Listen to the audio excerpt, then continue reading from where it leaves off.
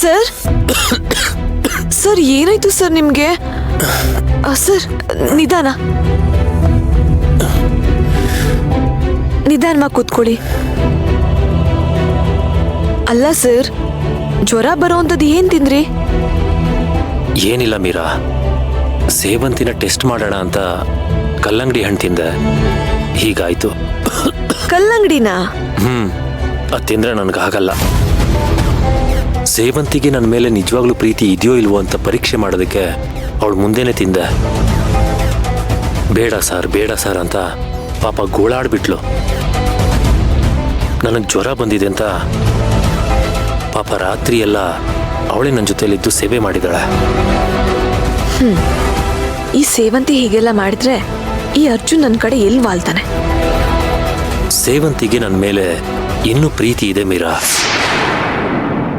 ಆದರೆ ಅವತ್ತ ಲಾಡ್ಜಲ್ಲಿ ನಡೆದಿರೋ ಘಟನೆನ ಅವಳು ನಿಜ ಅಂತ ನಂಬಿ ಸ್ವಲ್ಪ ಚುಚ್ಚಿ ಮಾತಾಡ್ತಾಳೆ ಅಷ್ಟೇ. ಸರ್, ನೀವು ಮೊದಲು ಬನ್ನಿ, ಹಾಸ್ಪಿಟಲ್ಗೆ ಹೋಗೋಣ. ಏನು ಪರವಾಗಿಲ್ಲ ಮೀರಾ, ಅಂತ ಸೀರಿಯಸ್ ಏನಿಲ್ಲ, ನೀನು ಗಾಬರಿ ಆಗ್ಬೇಡ. ನಿನ್ನೆ ರಾತ್ರಿ ಸೇವಂತಿ ಕೊಟ್ಟ ಕಷಾಯಕ್ಕೆ ನನ್ನ ಜ್ವರ ಕಡಿಮೆ ಆಗೋಗಿದೆ. ಈಗ ಅವಳು ಬಂದು ಒಂದೆರಡು ಪ್ರೀತಿ ಮಾತಾಡ್ಬಿಟ್ರೆ ಪೂರ್ತಿ ಹುಷಾರಾಗಿ ಹೋಗ್ತೀನಿ. ಹೆಂಡತಿ ಅಂತ ಯಾಕೆ ಒದ್ದಾಡ್ತಾರೆ ಈ ಅರ್ಜುನ್ ಸರ್? ನಾನೇನು ಚೆನ್ನಾಗಿಲ್ವಾ? ಛೇ. ಮೀರಾ, ಇಷ್ಟು ಬೆಳಗ್ಗೆನೆ ಬಂದಿದ್ಯಾ? ಏನ್ ಸಮಾಚಾರ? ಸರ್, ಇವತ್ತು ನನ್ನ ಬರ್ಡೇ. ನಾನು ನಿಮಗೆ ಸ್ವೀಟ್ ಕೊಟ್ಟು ಹೋಗೋಣ ಅಂತ ಬಂದೆ.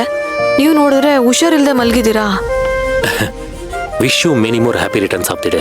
Thank you so much sir. Sir, ನೀವು ಹುಷಾರಾಗಿದ್ದಿದ್ರೆ ನಿಮ್ಗೊಂದು ಪಾರ್ಟಿ ಕೊಡ್ಸೋಣ ಅಂತ ಅನ್ಕೊಂಡೆ. ಆದ್ರೆ ಏನ್ ಮಾಡೋದು ಸರ್? ಪರವಾಗಿಲ್ಲ, ಸ್ವೀಟಾರು ತಗೊಳ್ಳಿ ಸರ್, ತಿನ್ನಿ.